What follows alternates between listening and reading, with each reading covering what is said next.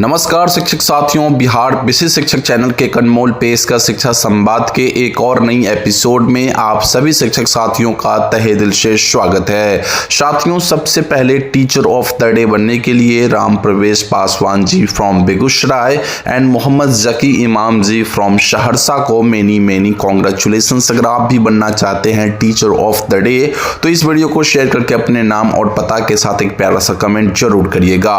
खबरों की सिलसिला स्टार्ट करें तो पहली बड़ी अपडेट, जी हां शिक्षक बंधुओं, नीतीश की 10वीं सरकार शिक्षा विभाग में वापस से पुराने नेतृत्व। जी हां शिक्षक बंधुओं, पटना में गांधी मैदान पर ऐतिहासिक शपथ समारोह में नीतीश कुमार ने 10वीं बार मुख्यमंत्री पद की शपथ ली। साथ में उप मुख्यमंत्री सम्राट चौधरी और विजय सिन्हा ने भी शपथ ग्रहण किया। नई सरकार के गठन के बाद शिक्षकों के लिए अहम विभाग जो कि है शिक्षा मंत्रालय, इसकी बागडोर एक बार पुनः शिक्षा मंत्री सुनील कुमार को सौंपी गई, जबकि साथियों शिक्षा विभाग के एसीएस जो है वो बी राजेंद्र महत्वपूर्ण प्रशासकीय जिम्मेदारी को संभालेंगे। वहीं साथियों इन सभी पुराने नए नेतृत्व से शिक्षकों और शिक्षा व्यवस्था में बड़े निर्णय की उम्मीद बढ़ गई है। तो साथियों कहीं न कहीं ये सरकारें तो नहीं है, लेकिन लोग जो है वही पुराने लोग हैं। मुख्यमंत्री हमारे नीतीश जी ही हैं, इसके अलावा उप मुख्यमंत्री हमारे सम्राट जी और विजय जी, या साथ ही साथ सुनील कुमार जी हमारे शिक्षा मंत्री है। तो देखना होगा कि शिक्षा विभाग में किस स्तर पर अब काम जारी होती है। खैर बढ़ते हैं नेक्स्ट अपडेट की ओर और अगली खबर निकल के आ रही है अंतर जिला स्थानांतरण के रिगार्डिंग। तो साथियों बिहार में अंतर जिला स्थानांतरण, प्रखंड और विद्यालय आवंटन की जानकारी। जी हां शिक्षक बंधुओं, बिहार शिक्षा विभाग ने अंतर जिला स्थानांतरण प्रक्रिया के तहत 2 चरणों में कुल 27,171 शिक्षकों को नया जिला आवंटित कर दिया है। बीते कुछ दिनों पहले ही साथियों 2400 कुछ शिक्षकों का नए रूप से जिला आवंटन किया गया था। अब इन शिक्षकों से ई शिक्षा कोष पोर्टल पर 24 नवंबर से 5 दिसंबर 2025 तक 5 प्रखंड का विकल्प लिया जाएगा। और साथियों मैं आपको बताना चाहूंगा, जो जिला आपको आवंटित हुआ है उसी जिले के 5 प्रखंड का विकल्प आपको देना होगा 24 नवंबर से 5 दिसंबर के बीच में। वहीं इसके बाद 10 दिसंबर से 15 दिसंबर तक जिला पदाधिकारी की अध्यक्षता में गठन की गई स्थापना समिति प्रखंडवार रिक्ति के आधार पर प्रखंड आवंटित करेगी। और इसके बाद साथियों मैं आपको बताना चाहूंगा कि 16 से लेकर 31 दिसंबर तक विद्यालयों में कक्षावार विषयवार रिक्ति देखकर अंतिम विद्यालय आवंटन किया जाएगा। और इसके बाद साथियों सभी शिक्षकों का जो स्कूल ज्वाइनिंग है वो आपको नए वर्ष में आपको देखने को मिल जाएगा, वो अपने नए स्कूल में ज्वाइन कर लेंगे। और ये बहुत लंबी प्रक्रिया थी जो कि इस प्रकार यहाँ पे समाप्त हो जाएगी। लेकिन साथियों अभी भी बहुत सारे शिक्षक हैं जिन्हें ट्रांसफर का लाभ नहीं मिल पाया है, तो इसके बाद उनके लिए भी आवाजें जरूर बुलंद की जाएगी। खैर बढ़ते हैं नेक्स्ट अपडेट की ओर और अगली खबर जो निकल के आ रही है एनसीईआरटी एंड एससीईआरटी के हवाले से। तो साथियों एनसीईआरटी एससीईआरटी मिलकर करेंगे बिहार के स्कूलों की पढ़ाई का सर्वे। जी हां शिक्षक बंधुओं, पटना में एनसीईआरटी और एससीईआरटी स्कूलों में चल रही पढ़ाई का व्यापक सर्वेक्षण शुरू करने जा रहे हैं, जिनमें एफएलएन किट के उपयोग, नई शिक्षा नीति के तहत बुनियादी साक्षरता और संख्यात्मक ज्ञान पर प्रभाव तथा कक्षा 1 से 3 के छात्रों के सीखने के स्तर का आकलन किया जाएगा। सर्वे की शुरुआत पटना से होगी और फिर पूरे बिहार में चलेगा, जिसमें गूगल फॉर्म के माध्यम से शिक्षकों व अधिकारियों से जानकारी, एफएलएन किट की प्रभावशीलता की समीक्षा और अंत में विद्यालय निरीक्षण के जरिए छात्रों की पढ़ने लिखने और गणितीय समझ का मूल्यांकन शामिल होगा। इस रिपोर्ट को शिक्षा विभाग द्वारा एनसीईआरटी को भेजा जाएगा ताकि योजना को भविष्य में और मजबूत किया जा सके। तो साथियों आप सभी तैयार रहे और आपसे रिक्वेस्ट होगा कि आप अपने स्कूलों में आपको जो प्रोवाइड किया गया है एफएलएन किट उसका उपयोग कर बच्चों को पढ़ाए, अन्यथा की स्थिति में आपको आने वाले समय में कुछ समस्या का सामना करना पड़ सकता है। तो इस चीज को आप सभी शिक्षक साथी ध्यान रखें और बढ़ते हैं नेक्स्ट अपडेट की ओर। तो अगली खबर निकल के आ रही है साथियों, 5वीं से 8वीं तक के छात्रों को कराया जाएगा शैक्षणिक भ्रमण। जी हां शिक्षक बंधुओं, शिक्षा विभाग ने निर्देश जारी करते हुए बताया है कि सरकारी स्कूलों के कक्षा 5 से 8 तक के विद्यार्थियों को अब जिला स्तर पर शैक्षणिक भ्रमण कराया जाएगा, जहां शिक्षक उन्हें अपने जिले के गौरवशाली इतिहास, महापुरुषों और स्थानीय धरोहरों के बारे में जानकारी देंगे।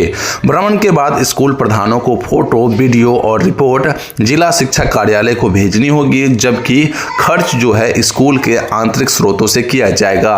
केवल स्वस्थ बच्चों को 2 से 3 शिक्षकों की देखरेख में इस भ्रमण पर ले जाया जाएगा, जिसमें पटना के छात्रों के लिए गांधी संग्रहालय, बापू टावर सहित महत्वपूर्ण स्थलों का दौरा भी शामिल है। इसी के साथ साथियों बढ़ते हैं नेक्स्ट अपडेट की ओर और अगली जो खबर निकल के आ रही है साथियों, शिक्षकों ने कोषागार कर्मियों पर घूस लगाने की शिकायत दर्ज की। जी हां शिक्षक बंधुओं, खबर निकल के आ रही है बेगूसराय में बकाया वेतन भुगतान को लेकर शिक्षकों ने जिला कोषागार के कुछ कर्मियों पर 1% घूस मांगने का गंभीर आरोप लगाया है।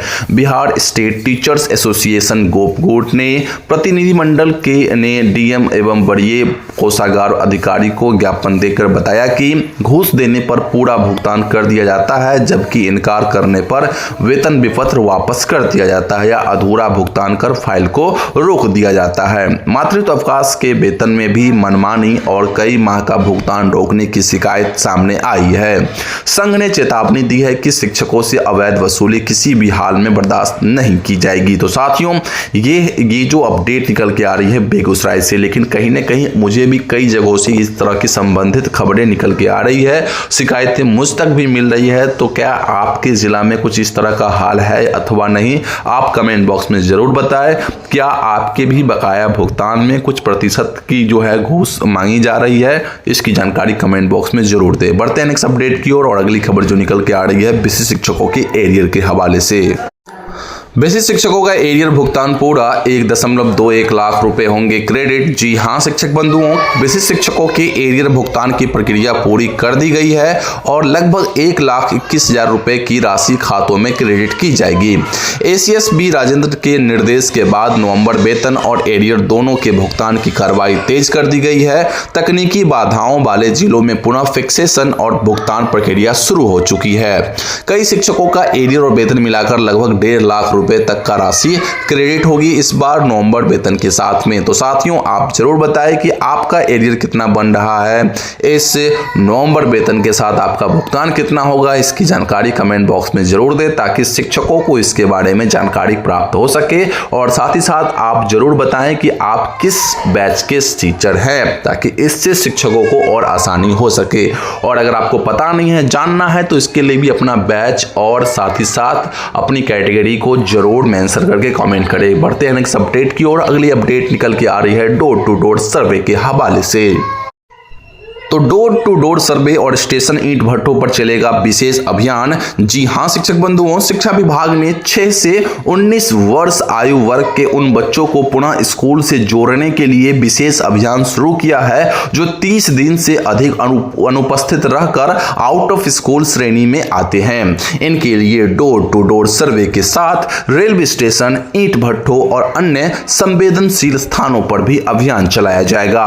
हर विद्यालय में नोडल शिक्षक, हेल्प डेस्क और कोर कमेटी बनाकर निगरानी की जाएगी। जैसा कि मैंने कल वाली वीडियो में बताया था कि शिक्षकों की भी इसमें अहम भूमिका होगी, तो आपके विद्यालय से एक नोडल शिक्षक को बनाया जाएगा। जबकि साथियों अगर अन्य खबर की ओर बढ़ते हैं तो 15 से 19 वर्ष के वे किशोर जिन्होंने 10वीं या 12वीं पूरी नहीं की है, उन्हें भी सर्वे में शामिल कर शिक्षा से जोड़ने की वैकल्पिक व्यवस्था की जाएगी। घर घर सर्वे में मिले सभी बच्चों का विवरण डाटाबेस ऐप पर अपलोड करना अनिवार्य होगा ताकि उनकी शिक्षा की वास्तविक निगरानी की जा सके। तो साथियों ये इसी के साथ हम बढ़ते हैं नेक्स्ट अपडेट की ओर और अगली खबर काफी महत्वपूर्ण है। तो विद्यालयों में बाल विवाह के खिलाफ सभी लेंगे संकल्प। जी हां शिक्षक बंधुओं, डेट याद रखिएगा आप सभी साथी। बिहार में 27 नवंबर 2025 को, जो कि बस कुछ ही दिनों में आने वाली है, इस दिन सभी सरकारी स्कूलों में बाल विवाह मुक्त भारत अभियान के तहत प्रतिज्ञा दिवस मनाया जाएगा, जिसमें छात्र, शिक्षक और अभिभावक मिलकर बाल विवाह जैसे सामाजिक बुराइयों को रोकने का संकल्प लेंगे। शिक्षा परियोजना परिषद ने राज्य परियोजना निदेशक मयंक बरवरे ने सभी जिलों को निर्देश दिया है कि इस दिन चेतना सत्र आयोजित कर बाल विवाह के दुष्परिणाम, कानून और बाल संरक्षण से जुड़े मुद्दों पर छात्रों को जागरूक किया जाएगा, ताकि समाज में इसके खिलाफ मजबूत संदेश जाए। जी हां शिक्षक बंधुओं, तो डेट याद रखिएगा, एक बार मैं फिर से कहूंगा 27 नवंबर 2025, और इस दिन जरूर सरकारी स्कूलों में बाल विवाह मुक्त अभियान के तहत प्रतिज्ञा दिवस मनाएं आप लोग। इसी के साथ बढ़ते हैं नेक्स्ट अपडेट की ओर। अगली खबर है प्रतिभा खोज के रिगार्डिंग। प्रतिभा खोज परीक्षा में 6ठी से 12वीं तक के छात्र लेंगे भाग। जी हां शिक्षक बंधुओं, विज्ञान एवं प्रौद्योगिकी विभाग के अंतर्गत BCST ने घोषणा की है कि कक्षा 6 से 12 तक के छात्रों के लिए Srinivasa Ramanujan talent search test in mathematics 2025 and doctor CV Raman talent search test in science 2026 की परीक्षाएं 29 नवंबर से 1 दिसंबर तक ऑनलाइन आयोजित होगी। आवेदन निःशुल्क है, जिन्हें छात्र 27 नवंबर तक आधिकारिक पोर्टल पर भर सकेंगे, जबकि प्रवेश पत्र 28 नवंबर से डाउनलोड किए जा सकेंगे। राज्य भर के इंजीनियरिंग कॉलेजों और पॉलिटेक्निक संस्थानों में 4 पालियों में आयोजित इस परीक्षा में 25 वस्तुनिष्ठ प्रश्न होंगे, जिसमें सही उत्तर के लिए 4 अंक और गलत उत्तर पर 1 अंक की कटौती निर्धारित है। तो साथियों, इस चीज को आप सभी साथी ध्यान रखेंगे, अपने विद्यालय के उन सभी बच्चों को जरूर इसमें भाग लिवाएंगे जो प्रतिभा से धनी है। खैर बढ़ते हैं नेक्स्ट अपडेट की ओर। अगली अपडेट है प्रधान शिक्षकों के एरियर के हवाले से। तो साथियों, प्रधान शिक्षकों को जल्द मिलेगा एरियर अपडेट की जानकारी। जी हां शिक्षक बंधुओं, प्रधान शिक्षकों की एरियर से जुड़ी कुछ दिनों में जारी होने वाली है। संभावना है कि कुछ दिनों में आपको कुछ इससे जुड़ी स्पेशल जानकारी मिलेगी, जिसमें मूल्य बेसिकली अगर मैं देखूं तो 3 तरह का एरियर बन रहा है साथियों। पहला है विशेष शिक्षक के रूप में कार्यकाल का एरियर, दूसरा है प्रधान शिक्षक बनने पर पे प्रोटेक्शन के बाद का एरियर, और तीसरा जो कि थोड़ा मुश्किल है वर्तमान समय में, लेकिन जो एरियर बन सकता है वो है 2022 में 30,500 मूल वेतन से बढ़कर वर्तमान में लगभग 34,000 तक संशोधन का एरियर। नए वेतन ढांचे के बाद प्रधानाध्यापकों का वेतन लगभग 39,000 और कुल ग्रोस सैलरी जो है साथियों कहीं न कहीं 58,000 से 59,000 तक पहुंच सकती है, जबकि 8वें वेतन आयोग की संभावनाओं के बीच भविष्य में यह राशि 80,000 तक बढ़ने की संकेत मिल रहे हैं। तो साथियों, वर्तमान स्थिति में 2 तरह का एरियर तो इन प्रधान शिक्षकों को बहुत जल्द मिलने वाली है। एक उनके विशेष शिक्षक रहते हुए जो इन्होंने काम किया है उसके रूप में जो इनका एरियर बन रहा है, और दूसरा प्रधान शिक्षक बनने के बाद जो इन्हें भी पे प्रोटेक्शन का लाभ मिला है। तो अगर ये नियोजित या विशिष्ट के रूप में 30,500 से अधिक मूल वेतन प्राप्त कर रहे थे, तो उन्हें उस मूल वेतन के आधार पर वेतन भुगतान होगा और उसका एरियर बन के भी इनको भुगतान किया जाएगा। तो साथियों, ये थी आज की वो सारी खबरें जो कि मैंने आपको प्रोवाइड कर दी। आई होप आपको पसंद आई होगी। अच्छी लगी तो वीडियो को लाइक करके चैनल को सब्सक्राइब जरूर से कर ले, और साथ ही साथ आप हमारे व्हाट्सएप चैनल को ज्वाइन कर सकते हैं, क्योंकि इसमें से अधिकांश वो न्यूज़ जो मैंने आपको आज प्रोवाइड की उसे मैंने कल ही अपने व्हाट्सएप चैनल पर दे दी थी। तो चाहिए आप अभी कभी हमारे चैनल को ज्वाइन कर लीजिए, लिंक वीडियो के डिस्क्रिप्शन बॉक्स में है। फिलहाल मिलते हैं अगली वीडियो में, तब तक के लिए बने रहिए चैनल के साथ। जय हिंद।